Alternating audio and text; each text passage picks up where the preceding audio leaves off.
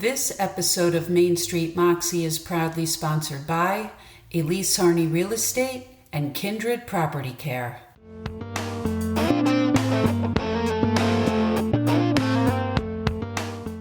Hey, Mary, what's going on today? Well, I am very excited to have finally gotten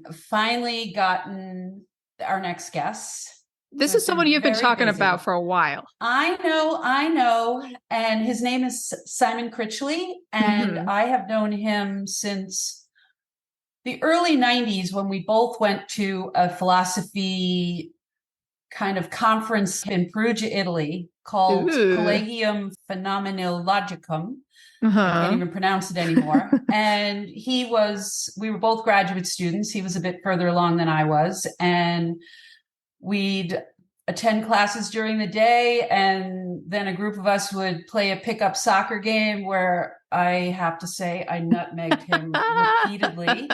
But then he went on to great things. Yes. And he is the Hans Jonas Professor at the New School for Social Research in New York City. He's written multiple books. And he was also the moderator of The Stone, which was a philosophy column that ran in the New York Times. Wow. So he is prolific. He's a polymath and a philosopher. He just knows a lot of different things, and he is very interested in a lot of things. And so I'm really excited.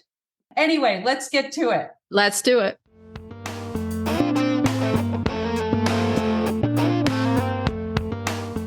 Elise Harney Real Estate is the #1 real estate agency for the tri-state region, and they provide a comprehensive overview of the regional market spanning Litchfield, Dutchess, Columbia, and Berkshire counties.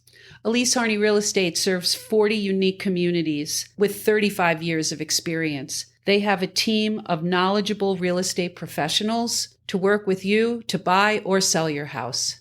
Their offices are located in Salisbury, Millerton, Norfolk, Falls Village, and Riverton, or you can visit them online at www.harneyrealestate.com.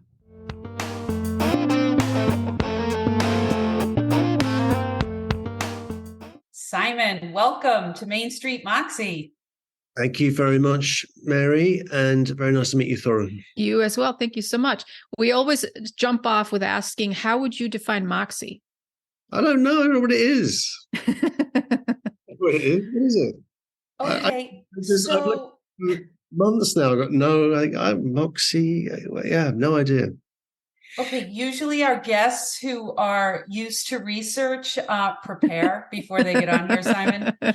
We'll tell you what it means, and then you could tell us how you cultivate it in your life. Okay. Mojo, good. Are you looking on your phone right now? I'm just writing some notes on a piece of paper. Okay. Maybe we should start over. People have defined it as courage, grit, determination, rising to challenges, tapping inner reserves, that sort of thing. Okay. Any of that resonate with you? Yeah, all of it. Courage, especially. I think courage is very important, much more important than hope. I think hope is a largely kind of delusive concept that does more harm than good, but courage is a very good concept. And grit, yeah, what's wrong with grit? What was the last thing? Courage, grit? Resilience. Determination. Courage, grit. Grit's a bit John Wayne. Resilience can be, that's been co-opted, hasn't it, by, ideas of resilience, environmental resilience. There are whole government departments on resilience. So determination, yeah, okay. Stubbornness, I know that's not good, is it? There's courage, good. All right. So how do you see that operating in how you lived your life? I'm a coward, obviously. I've lived a cowardly life, cowering away in academia and pretending to be something I'm not. And I'd like to be courageous, but I don't know whether I am. But I think it's in terms of how would I define that? Okay, I'd say this. So that when you find something, so I've written books. Books are the main form that I've worked with over the years. And if you have, and writing a book is a painful, awful process which is largely driven by egotism and narcissism, and writers are, generally dreadful people. But if you can do it and write a book, and there might be some benefits to it, and you have the good fortune that that book is then, read by, whoever reads books, what do you then do? Well, if you're being strategic and clever, well, you keep on doing that. You do volume 2 of that. Or it's a series, you keep on doing the same thing.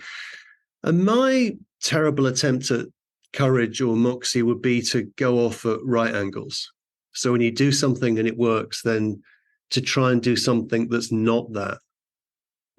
And go off take a right angle and go off in another direction. And that is, and that means ignoring all sorts of often well-meaning advice and stubbornly sticking to what seems like a terrible idea.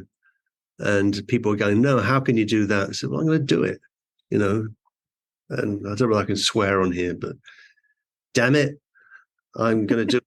And then you just push through. So that sense in which, and then, and I'd made what seemed like terrible mistakes at the time, which in retrospect don't look like such terrible mistakes because I've stubbornly gone off in a certain direction. Yeah. So I say that was a bit, that can be moxie if you like. Thorne, what do you think? Yeah, I definitely say so. It just a conviction of, belief in yourself to stick with, like you said, despite everyone telling you, it's a horrible idea, but you're like, nah, I'm still going to do it. Like writing a defense of baldness. Yeah, bald. Yeah, that was yeah. So let's I'm going to call my book Bald, and then the second book I wrote was called Very Little, Almost Nothing, and people said you can't publish a book called that's a ridiculous title. And the first book had done well. I said no, it's going to be called Very Little, Almost Nothing, and it's going to take this form, and this is what it's going to be. And so persisting with that, having the moxie to persist with something, not that you know it, because you don't really know that ahead of time, right? Yeah. I've never really had an idea in that sense or a plan. You get a sense that something is the thing that you should do, and you just persist with it. And then persistence is, not that it's rewarded, but you can then look back and you say, well, I stubbornly stuck with that. And then I went off at that angle, and then I went off at that right angle, and then here we are. Make of that what you will. But at least these were things that I decided to do, and I wasn't dependent on other people's choices on my behalf. How do you think philosophy has helped you cultivate that muscle of being able to go at a right angle and just keep going? Do you call on any particular philosophers or any kind of way that you view life when you're going down that path? Well, it depends how the story is told. I think there's philosophy in every society, that's ever existed. That could sometimes be called cosmology or a belief system or folk wisdom. But I think there's an Amerindian indigenous philosophy, all that stuff. But the story largely begins with Socrates, and Socrates has moxie. Then, right? He just stubbornly persists, and he's describes himself as a gadfly, as a cowfly, Kuhflieger, as they say in German, just flying around the great ass of society and pricking it and poking it and causing it irritation. And then eventually he was killed by the society that created him. He was given the option of leaving, but he decided to stay and die, and then died in the most glorious way. But so in that sense, the persistence is what philosophy is meant to do. You're meant to just be a gadfly, cause problems. If people seem to be speaking with real certainty about something, I've actually got some examples here. I'm doing some odd research on AI, artificial intelligence, which will probably come to nothing, but there's this great paper I found by this woman called Melanie Mitchell, who works at the Santa Fe Institute, and she just finds some old quotes. So in 2016, Business Insider assured us that 10 million self-driving cars will be on the road by 2020. Tesla Motors CEO Elon Musk promised that in 2019, a year from now, we'll have over 1 million cars with full self-driving software, everything, right? So people that make guarantees about the future, people that say that in 10, 15 years, this will be the situation we will have eradicated human beings with AI, or people that speak with certainty about what they know, whatever that might be. The duty of philosophy is to puncture that, is to deflate it and irritate it and prick it, and that's why, in certain regimes, philosophy is illegal, or is can get you in jail. It can get you. I mean, Socrates was put into jail and killed, but there's been a lot more examples of that down the years. So it's it's a high risk contact sport at its best. That makes me think of this concept of universal truths of philosophy, justice, beauty, what have you, and then my truth. Are there any truths or anything that we can attach ourselves to, or is it all in the realm of the subjective, that my truth is the truth? I think it's societal. I think it's it's where one is from, the context from. I think there is. Okay, I was just reading this fascinating book on the history of the Vikings, written by someone called Neil Price, called Children of Ash and Elm. And this lays out the Norse worldview, begin a history of basically the Vikings, so sometime in the 7th century to sometime in the 11th century, a little bit later. And this involves the settlement of Iceland and then what goes on from that, Greenland, Vinland, all that stuff. Now, there was a Norse view of the world. There was a whole cosmos that they had with gods. There was a hidden realm. There was a secret commonwealth. And I've been in Iceland, and I've been with people that I've sat next to who claim to see that. And I don't see it, but they see it. Now, that's a truth which is then accumulated over time, linked to a language. That's not universal. Not everybody has that. That's something specific. It's like other truths. You can say it's like the kind of cosmology that, say, I don't know, certain Aboriginal tribes have in Australia, or the Amerindians have in the Amazon. It's not just a subjective truth. I think universal stuff is played up too much. What is actually universal? We breathe, we go to the toilet, and then the list sort of, what else do? We sleep, but some people don't sleep. So universal truths are really quite slim. Whether you can, there are two views of that. There are some people that say, you should, say your moral views of things, how you think things should be morally. They can be based on how things are where you live. This is how our society does things. And if you think the way society does things is wrong, then you're into some idea of a general moral truth, which is wider than that society, in which case you can begin to appeal to some idea of the universal. So you could say, if you have a society that's practicing, I don't know, there was a lot of discussion years ago about female clitoridectomy. Is that what clitoridectomy? And, and then, well, this is a practice. It's practiced in certain countries on what, and that's the way that things are done. And does one want to accept that as does one want to question that? Well, yes, I want to question that. So if you're questioning that, you're asking for some dimension of, say, morality, which is outside that specific context. And then you're beginning to get into the realm of universality. And that's okay, right? That's fine. But the idea that there are universal truths kind of lying out there, I think it's more that we begin in a context, and then we can begin to make claims that seem to be general claims that touch on different contexts. And there we're beginning to play a universalization game. We're beginning to generalize the kind of claims we want to make. That can work, right? I feel like at this moment in our society, in the US, American society, I don't see a lot of overlapping of claims across sides. Conservative, liberal, Republican, Democrat.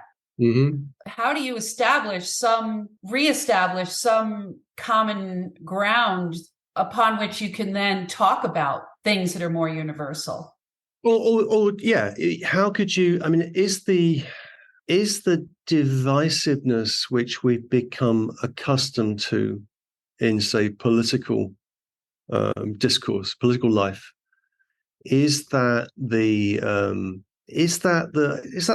effect of something? Is that just I think there's a tendency to take that for granted, that there is division, and that's a division that's evident, or was evident, say, in the last, well, in every US election that I've been aware of. Are there things which, say, Americans have in common which supersede those divisions? I think, yeah, you've got all sorts of things. You've got resources of language, tradition, all sorts of things, practices, things that people will like, things that people will have in common. I think divisiveness is a bit overstated, and we've got to a situation where this is my view, that the technology, online media, has created a situation where, extremes, those who speak loudest are the ones who get hurt, and people that scream loudest from one end and the other end are shouting at each other, and that seems to be the debate. That seems to be what's going on. Whereas there's the 70-80% of people who are not speaking, and what do they want? And I think it's a question of really, if you're interested in say politics, then you have to be in the business of forming alliances with people with whom you have very different, maybe different basic conceptions about life, or what God you worship, whatever it might be. But you've got to lay those aside in order to form an alliance, form a front, and that means beginning with what you actually have in common, the forms of life that you share. And I think that there are thousands of those in the US. And so if you place the emphasis upon agreement rather than disagreement, you would end up in a different place. I think we've just got used to the idea. I think we've swallowed the idea of disagreement and divisiveness as where we are. And that's just certain quite small groups screaming really loud. And there's tons of other people out there, and they want to be. And the thing is that, I mean, where I think where I think that the liberals are wrong or misguided is that I think most I live in New York, so it's hardly representative, but most Americans that I've come across, they just want to feel that their way of life is all right. And they're not considered to be morons. That if you begin with that view, then it's going to fail. Obviously, you have to actually include people, find common ground. There's tons of common ground. It seems that I think that we're in a situation where the technological development has kind of accelerated division. And, the country I'm from, with the Brexit vote, that led to Britain leaving the EU, which has had all sorts of undesirable effects. And that in many ways is a product of people who were good at getting under the hood of Facebook analytics and working out there was a couple of million people there who were floating voters. And if you hit them with certain adverts and certain messages, they might vote a certain way. So there's a problem with, I think disagreement is overstating. Actually, we share an awful lot in common most of the time, and allowing people to feel good about who they are as a starting point, where they're from, and not to feel ashamed or guilty. I think guilt is pointless, terrible, and it freezes people, it closes them off, and so forming alliances, what we used to call back in the day when I was a student, hegemony, not hegemony in the sense of domination, but hegemony in the sense of forming a group, forming coalitions. That's what you've got to do. That's all politics is. That's all kind of life is, really. You try and form alliances with people that you perhaps have little in common with, and you learn from them. You genuinely learn from them. So I think that's also important. Which for me is linked to philosophy, or that might sound odd, is that the person that taught me, my PhD supervisor, I remember he wrote something when I was a student which went something like the feeling one has when one leaves students is a feeling of apology, that you just do enough, that you and I think that's right. I think that there has to be a kind of humility, in relationship to the world that we live in and the people that we live alongside, and actually to be concerned and show care for them, and to understand how they view the world and not to judge it. The worst thing is opinion. I'm very much anti-opinion. Right? People have all sorts of opinions about all sorts of things, and if you're teaching students like I am, they've been taught to be critical opinion machines, and it's terrible, right? And so I was teaching this class a few years ago with a Danish friend of mine, and it was called Human Observation.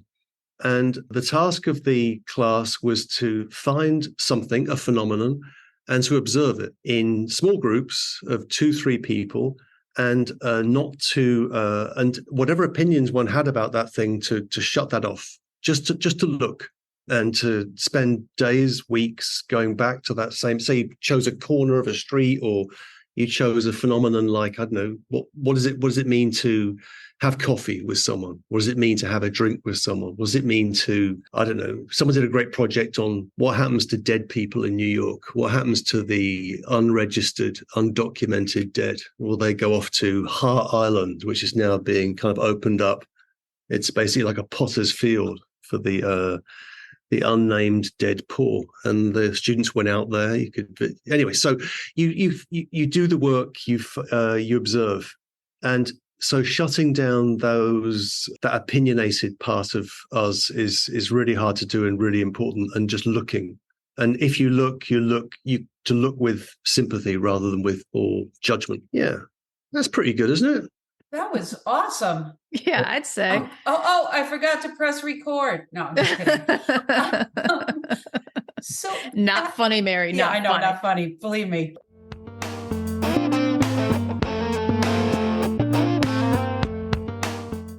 Kindred Property Care is the tri-state area's premier landscape contractor.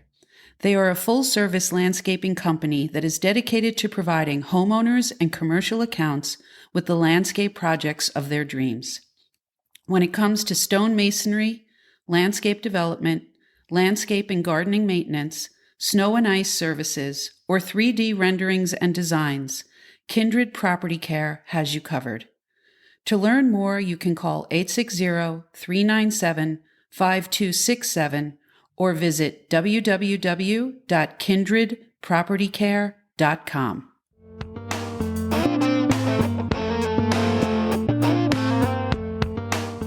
How do you feel that the epidemic of loneliness plays into that? Trying to form alliances, trying to build connections, the intersection with technology, me walking down the street with my earbuds in and looking at my phone. Yeah. That atomism kind of has reached a critical level, it seems. So much that the Surgeon General said loneliness is an epidemic or a public health issue. Yeah, I think it is. Yeah, I agree with that. What was that book? Was that years ago, Bowling Alone? Yeah. And that's it. I mean, the idea of the things that you would think of as group activities, like bowling, like in the Big Lebowski, you do that on your own. I've got a lot to say about this. Or I don't. Well, I think I have. There's no question that online. I mean, smartphones isolate, right? Smartphones to all sorts of other people, and that can be good. I can stay in touch with my sister, my family in England, and and see what they're doing, and that's good. And then there's all this other stuff pouring in, which is definitely not good, and it isolates me. It isolates me from my wife. It isolates me from the people around me, and it makes me unhappy. Right? So it's not just loneliness; it's the kind of self-hatred that comes from that. And so I did some work years ago. In 2016, I did this book called Notes on Suicide. And I did all this sociological research, which I left out of the book. The book is more of a kind of an argument. And then in 2020, I did this during the pandemic. I did another edition of it with a new preface, and I included all the sociological data because there's this research going on which is really on the question of what effect are smartphones having on moods, everything from loneliness, mood disorder, anxiety, depression, suicidal ideation, suicide, that whole spectrum. And I mean, the really, really disturbing thing is that, I mean, suicide rates, I know it's not a very upbeat topic, but suicide rates, if you look at them geographically, they'll often be over time, as long as we have statistics for, and we have unreliable statistics in the case of, say, Russia, which has a very high suicide rate, often alcohol related. But the places, like, say, Hungary has a higher suicide rate than Austria. Why? We don't know. It's not going to be environmental factors. It must be something else, cultural factors. So there are things like that. But those rates are fairly constant over time. And you can sort of look at, say, an economic downturn, and maybe that would lead to an increase in suicide. But it's not a huge shift. They're shifts, but they're not massive shifts. But this research, which has been done by, there's a guy called Jonathan Haidt at NYU and a woman, Jean Van Tvengi, who is actually on the West Coast somewhere, and she's just brought a book out on this. And it's fascinating. It's terrifying because it shows that there's been a significant spike in everything from loneliness through to suicide since 2010. And if we ask ourselves what's changed since 2010, well, 2010, 2012 is when there's smartphone market saturation. And what are the effects of that? Well, the effects of that seem to be, they're showing in the data, which means that social media is causing people to end their lives. That seems to be the clear message. And the worst part of it is that is not gender neutral. I mean, boys seem to use online media in different ways than girls. Boys seem to use it's more for gaming or for porn. Girls, it's more kind of comparative. I look at my friends and they're on this trip and I hate myself because I'm stuck here. And then there are all these cases of, and this is something I was picking up in particular in the UK, of a family. So this happened, but I'm sort of this is slightly fabulized. So a family, their daughter commits suicide, 14 years old, 15 years old, and they have no idea why. Her mother and father, she seems like a normal young woman. She's found dead in her bedroom. They have no idea. She wasn't exhibiting any signs, any obvious signs. And they get into her phone and they find, there was some Instagram posts where maybe she posted a photograph of herself going out with a friend, and she was dressed up a certain way and wants to look cool. And then she gets 200 sort of misogynistic comments, and this goes on, and she's teased at school, and she kills herself. And this has been happening. And so there's something about the levels of inhibition in relationship to the way we behave in relation to social media that we don't actually, it's very hard to see how people are actually feeling, and people won't tell you because they'll feel like failures if they say, I feel lonely and sad and melancholic. You're meant to be kind of upbeat and on message. So I think loneliness is a main problem. But then again, something like the United States, you look at like Tocqueville's Democracy in America, mid-19th century, or other things that I've read, and there'll be stories of, say, farms in Kentucky where, somebody shows up at that farm and it's the first people they've seen for 6 months. There was something about loneliness in this huge territory that's the United States. It is a place that invites loneliness just because of its size. It's a very important topic. So Moxie against loneliness. Yeah, right. Thorne and I are, and you're a parent too, Simon. We're watching it. Yeah. Real time. I feel very fortunate that I got my kids through teenage. My son, I told him, you need to write your college essay on the fact that your mother wouldn't buy you a cell phone until you graduated high school. Yeah.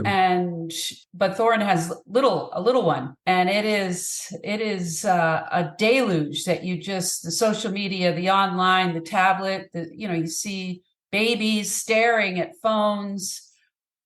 Yeah. And I sometimes wonder also if we've come under the illusion that we don't really need each other. I mean, I don't need you to provide me with food. I don't know that it's you who might be raising the potatoes or growing the potatoes that I'm buying. And so the immediacy of the need for each other gets diluted. And I sometimes wonder if we needed each other to fulfill basic needs more, have more connection. I don't know, that could be just, me having too much time. Well, not enough time to think it through, but, And Torrin, how old is your child? My stepson is 14 and my daughter is, 6 going on 16 some days. Okay. Yeah. Yeah. But we see the effects and, behavior. We see academically the impact, and, it's a constant with the 14-year-old who just started high school now. It's my husband and I, we hate the phone, in so many ways, because, and even my stepson last year was like, oh, we were like, you did great on these tests. Why is that? And he's like, because you took my phone away because, I was grounded. You took the phone away. He's like, so I studied. And my husband was like, see what happens? But, the fact that he acknowledged that, but we try to have conversations to educate the positives and negatives. And like, he had him read an article last year about the mental impact of it because he wants him to be aware of it. And we constantly have conversations about like, what's your source of that information? Because you need to consider your sources. TikTok is not a source. That's not a reliable source. But what both of you are also saying that I found interesting is how it's kind of oxymoronic in a way that this technology that's supposed to connect us, like you were saying, you're better able to follow and keep in touch with family abroad, just like I am, and you feel connected to them. But at the same time, this thing is making us so isolated. I just think the dichotomy of that is so interesting yet disturbing, and that we're isolated now on this device, which is connecting us to so many others, and Instagram, Facebook, all these things. It feels like, you're constantly looking at others or following others, and as you were saying, comparing or whatever it may be. So I just, it's such an interesting thing that, and as Mary was saying, with her kids, she's kind of almost got them out of it, but we constantly discuss, what's this going to affect the next generation? Yeah. I have a son who's now 31. He was born in 1992, and he got through it. He's got almost pre-smartphone, but the strange thing about kids is you only really find out what happened after the event. So it was, he had some years when he was up to whatever young teenage boys are up to. I didn't really realize. I found out when he was about 23, 24. That makes sense. Oh, you were doing that and listening to Kanye. Okay. It's yay. And you can't. The thing about children in general is that they're the kind of disproof of individualism, right? You can't.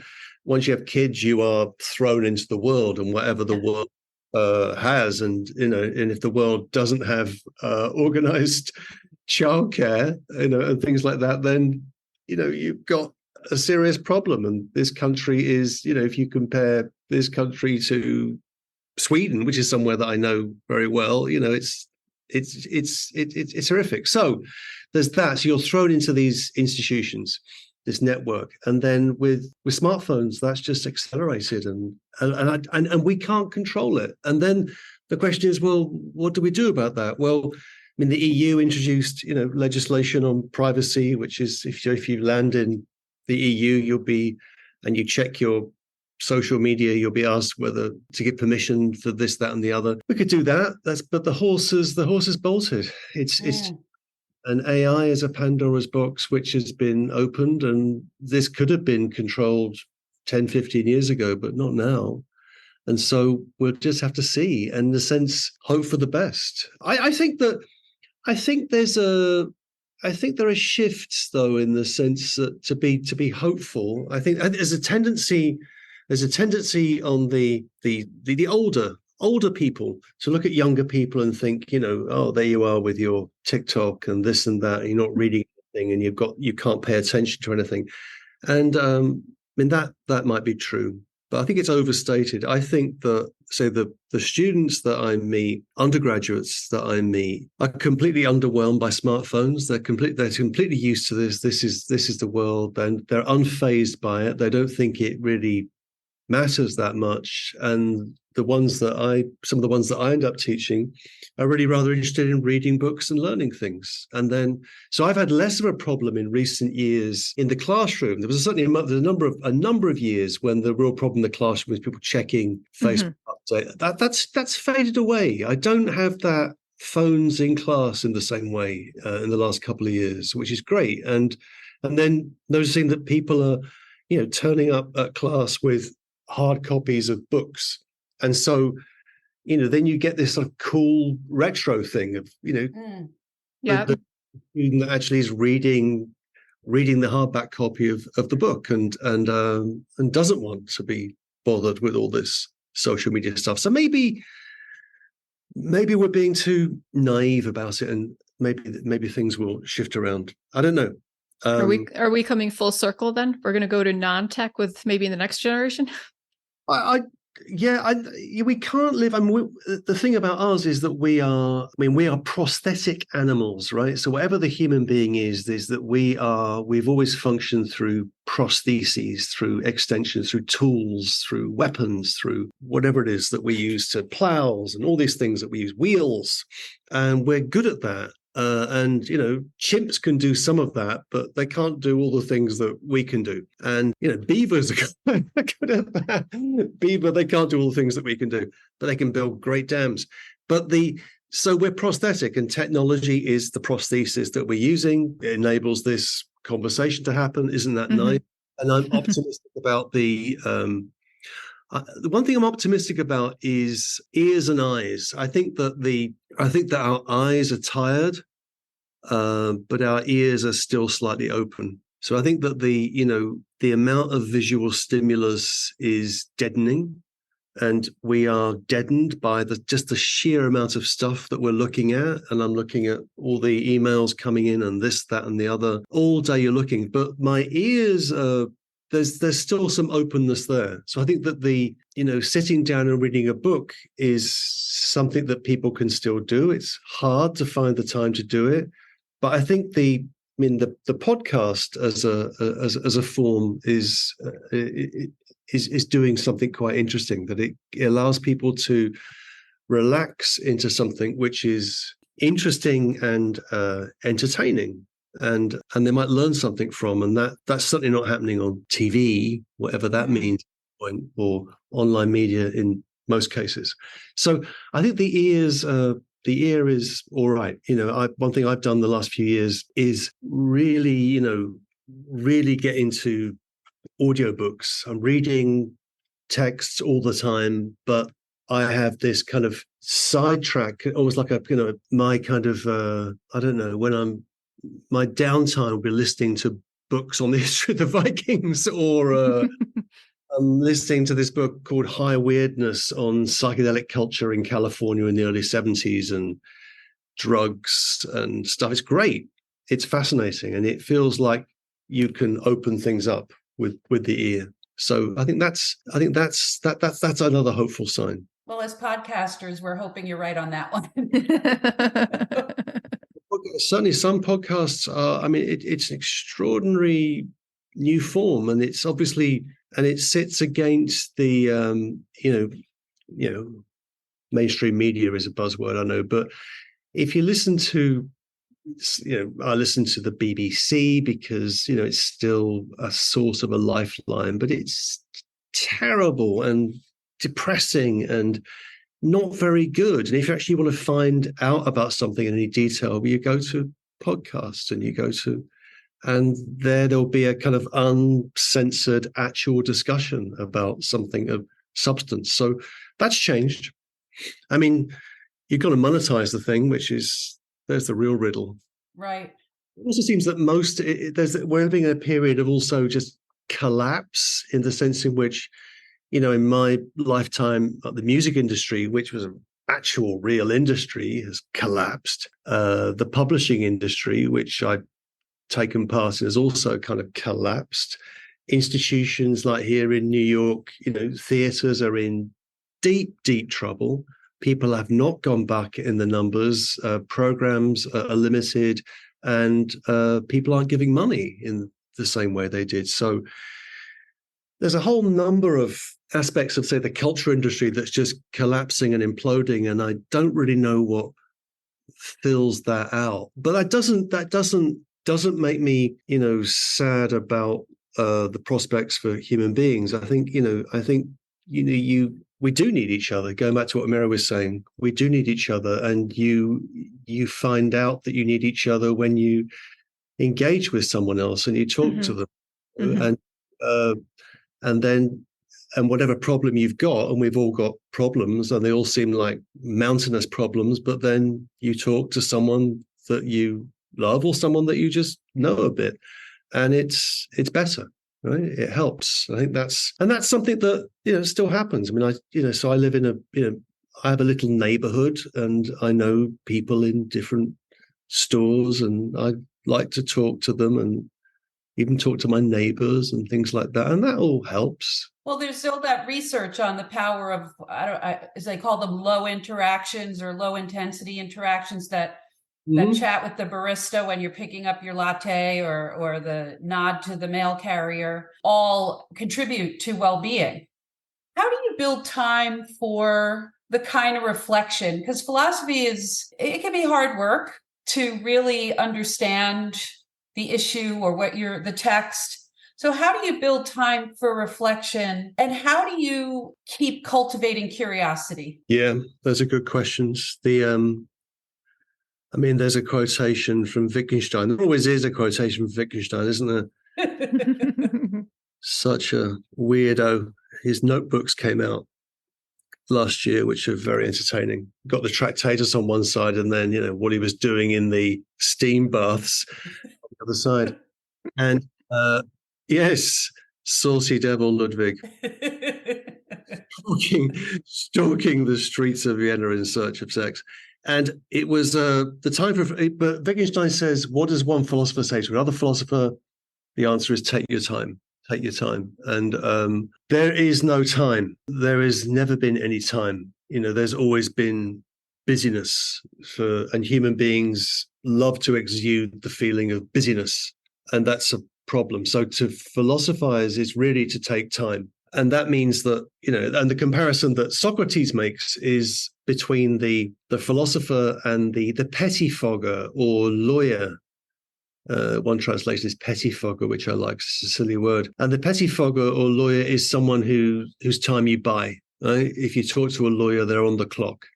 $1,000 an hour, $500 an hour. And their time is limited. And people that are important people or self-important people are people whose time is scarce. And part of me just doesn't really buy that. I think you can find time, you can take time if you want to take time. Whatever philosophy is that taking of time. And the example where that comes up in Plato is where is one of the origin stories of philosophy, where Thales, the natural philosopher, physiologist, as he was called, is looking at the stars, looking at the heavens, is so preoccupied with the heavens, he falls into a ditch, and a Thracian serving girl laughs at him. So philosophy begins with somebody looking at the sky, falling into a ditch, and someone laughing at them. But what Thales is doing is taking the time to look at the heavens. And it's that has to be continually open. So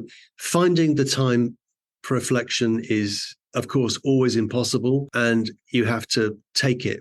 To some extent, if you're lucky as an academic, you can get paid to think up to a point. And I've been lucky to get paid to think, and that's not going to make you rich. But if you're clever, you can sometimes buy time and find time. So that's what I've tried to do over the years. I've been able to take time. And that means days of basically not knowing what's going to happen, and then just seeing where things go. And that's the greatest luxury. And curiosity is just, I think, you just not being dulled by things, not being cowed and dulled, and thinking that you know about things, but having a capacity for actually being surprised by what people say at different times, and to keep your, because so that means looking, in a sense, it says it's a banality to talk about keeping an open mind, but it really is. I mean, it pops up where it pops up. I've done that, largely around other people. Not that I use other people, but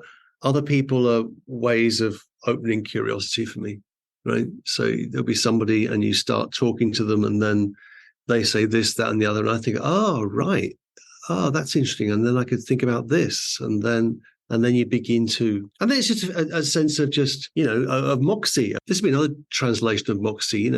Churchill used to put on his memos KBO, which was keep buggering on, and which obviously has certain sexual connotations, which we can pass over. But the idea of just of persisting, of carrying on, and so curiosity isn't something that it's the world invites you to become disinterested in it. I think it invites you to kind of become dulled by it, but it's stubbornly resisting that. So, I mean, the nice thing about what I like to say about New York is that again, it can very easily be a very depressing place to be because it's full of human misery and suffering and grotesque inequality and the rest. But you can find interesting corners which can arouse your curiosity. I'm talking to you just opposite the entrance of St. Patrick's Cathedral on 51st Street. And that's somewhere I go, just not necessarily to worship or anything, but just to kind of, because people are there kind of idling around. They're looking at the cathedral. They're made a point of going there, and you see some interesting things there. And, it's keeping your eyes open and not allowing yourself to be jaded by experience. And then having exemplars, So I always think the person that's become my favorite philosopher in the last years, I think, is William James, who was someone that I hadn't read as a student, or indeed sometime after. And James was just an endlessly curious mind, whose mind was open, and he didn't think, because he was founded psychology at Harvard, that it was some big deal. No, he had a very kind of down-to-earth attitude and an open, curious mind, and he tried to observe things and not to judge. I think that's the key thing. Would you say it's a matter of perspective then, and that we have to be conscious if we're choosing to look at things in a negative light or a positive light, or, realistically, or a combination of all three? Or you shut down that voice, shut down that internal monologue we all have, which is, and whatever that's saying to us, it's being able to kind of shut that down and actually open up to the world. That's the thing, because there'll always be something running in our heads, and when we're alone, that gets worse. It gets louder, and so there's a comfort in self-hatred and bad conscience and shame and all of that, but that's not going to get you anywhere, right? And it's boring. It's like Hamlet, very clever guy, but wouldn't stop talking about himself, endless soliloquizing. And what Hamlet wouldn't do was to face out into the world. He thought he knew all about it. He knew too much. And that doubt and that self-hatred goes nowhere. It just becomes a kind of narcissistic self-pity. So, and I think we all do that. And so I think you have to kind of train yourself every day to kind of stop doing that. Mm-hmm. Push outwards, Well, also in the labels we put on things, right? That the world is value neutral, and we put the values. So the traffic jam I'm stuck in looks pretty bad to me going for a job interview, but if I'm going on a blind date my mother's set up for me, it's looking like my salvation, right? So it's being, I think, to Thorne's point, being aware of the labels that we're sticking on things that are contextual or situational sometimes. Could it also be a self-awareness thing, that you are self-aware of how you view things? So like standing there looking at the cathedral, you can choose to be looking at, oh my God, there's so many people here, this is annoying, I'm being pushed and crowded. Or could you take the perspective of, look at all these people who are looking at this beautiful architectural, historically significant structure and in awe of it. And look, the sun is shining, the birds are chirping, it's a beautiful day. Is it also a conscious decision to decide and kind of take control of how you view things? Yes. I mean, try and hear the bird song rather than the air conditioning units. Yeah. There's a really loud air conditioning unit, but on a migratory path, birds come through. That's something. So, were you sat on a blind date by? Oh, no, I was just using that as a story. It's been a long time since I've been on a blind date. I was gonna ask the same thing. Are you speaking from experience here? Well, I mean, if I have a broken leg, a mountain looks like the biggest obstacle in the world. But if I've got my hiking boots on, it looks like an adventure. Right. So I'm not always aware. I personally am not always aware of the labels and the perspectives I'm bringing to something that I could easily look at a different way if I chose to. And I think it's having the moxie to not keep following the force of habit, the neural pathway that's been paved for me to view things in a certain way, and saying, okay, I could look at it that way, a mass of teeming humanity at St. Patrick's Cathedral. I could look at it the second way, which was, wow, isn't this amazing? So perhaps it's taking the time to, as Simon was saying, taking the time to wait a second. Yeah. How am I looking at this in self-awareness? Yeah. Habit is a great deadener. Yes. Habit is a great deadener. And it's, we need habits. They're very important, but we need to unlearn them as well. Be intentional about.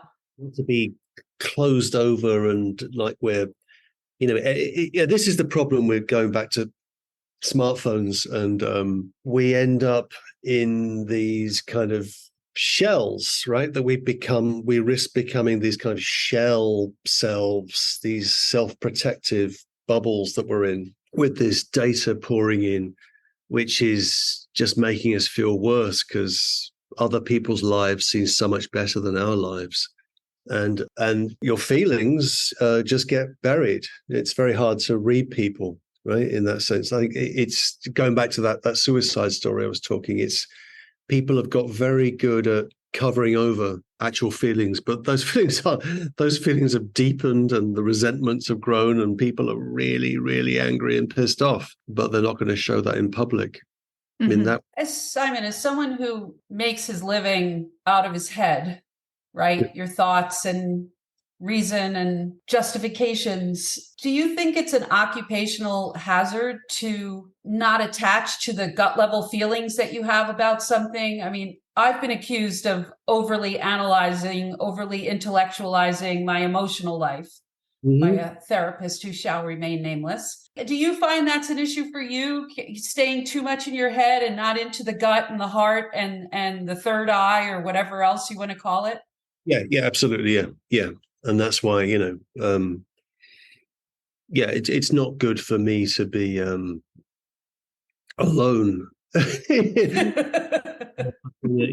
whole life has been a search for being alone so I can do the stuff that I want to do. But the last thing I should be is being alone. And then because that's the philosophy, or I guess any kind of intellectual activity, requires a kind of tuning of the mechanism, which is very hard to describe. I remember I had this surgery. When was this? It was meniscus surgery in my knee. And I was given this anti-inflammatory drug, and it was all, fine. I was in some, discomfort, but the surgery had happened. Everything seemed to be all right. But I had this drug that I was given for inflammation, and I felt fine, but I remember not being able to think or function. I'd sit there at the computer, and it was just nothing was happening. The tuning wasn't there.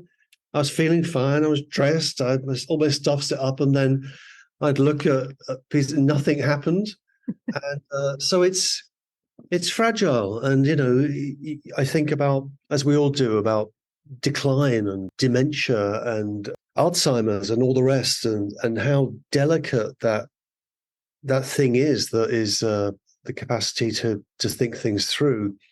I think the most important thing is trying not to be an asshole, right? Is the and that's philosophers are really good at being assholes, and it's just trying not to do it, and just saying to yourself when something is coming out of your mouth, that's an asshole thing to say, and just try to stop it there.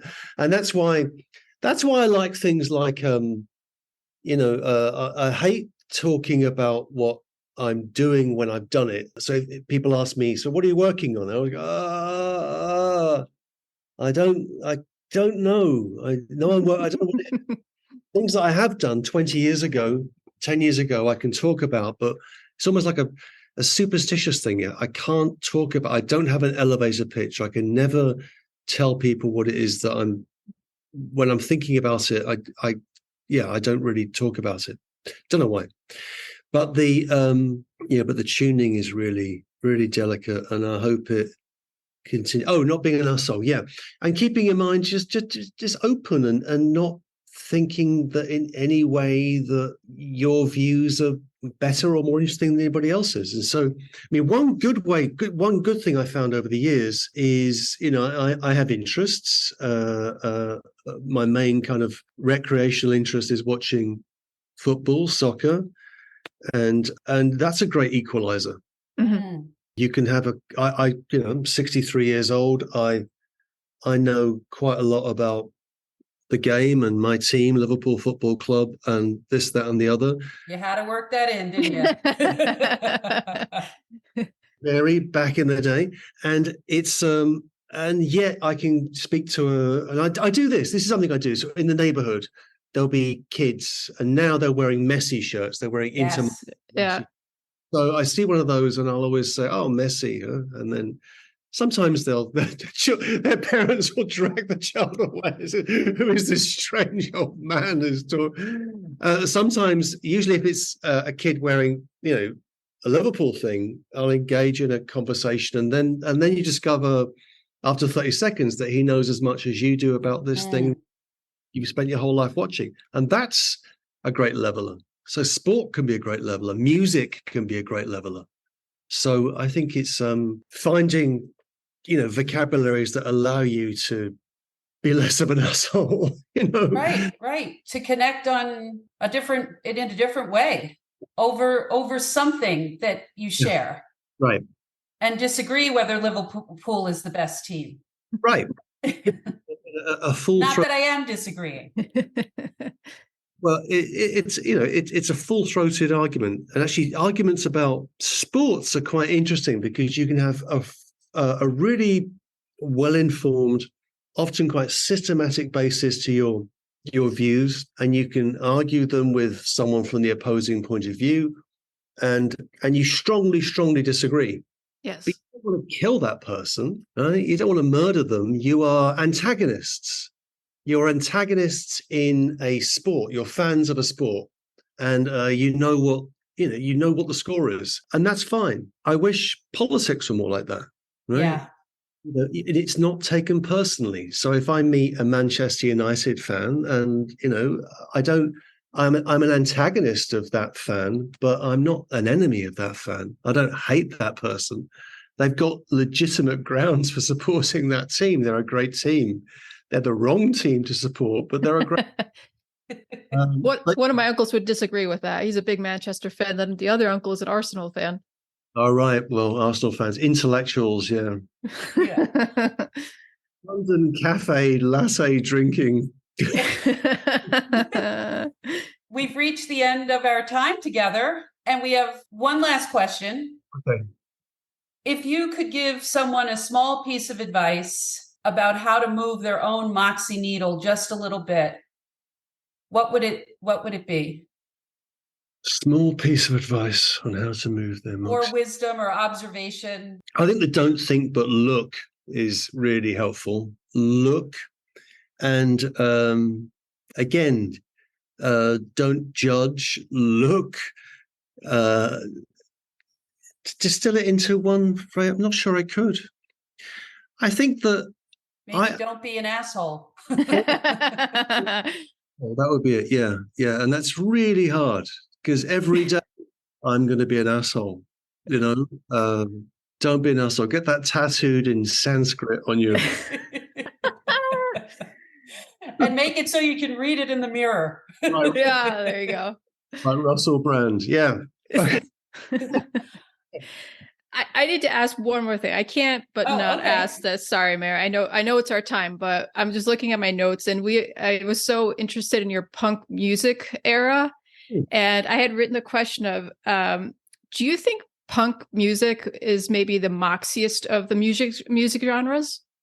Yes, it is. Yeah.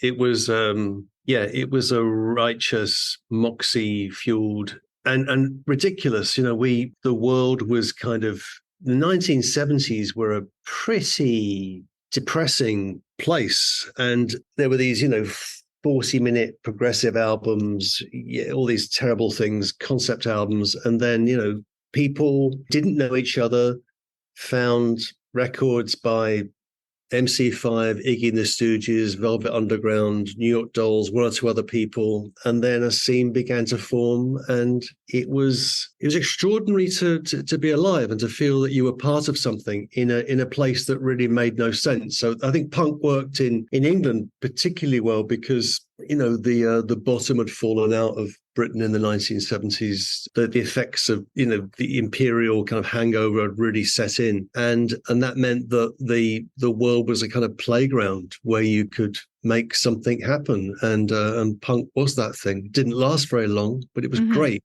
and to be young in that context was divine. It was great, and it was and wore crazy clothes, and there's a sort of defiance there. I think that's what stayed with me in terms of what I do now, is that there's a defiance in punk which I still like, and I think that's something which should be maintained in everything that we do. Yeah, that could be moxie. Yes, absolutely, for sure.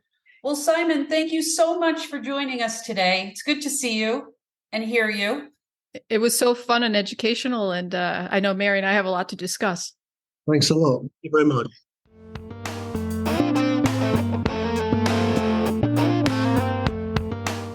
Okay, Thorin, what'd you think? Wow, and wow. The wait was worth it, because experiencing Simon was amazing. There was so much. I just sat back, and our listeners might have noticed I didn't say much in certain parts because I was just listening and taking it all in.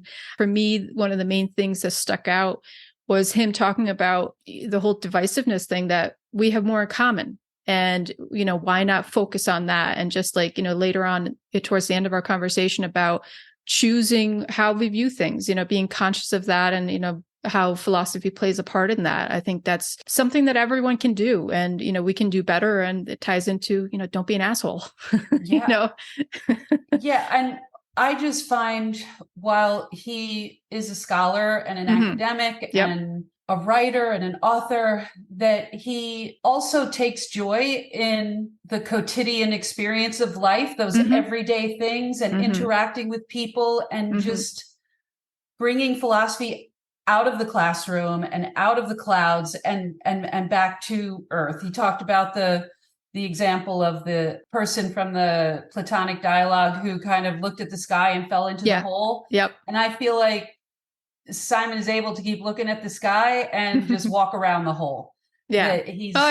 He's untethered yet anchored. And I appreciate that as a scholar and an academic and a professor of young minds, teaching young minds. So anyway, I was just really happy that he could join us. It was wonderful. It was an experience. There were lots of laughs and so much knowledge that I hope conveys through the airwaves, and everyone gets a little bit of experience like we did. Absolutely. I'll see you next time. See you next time. Bye.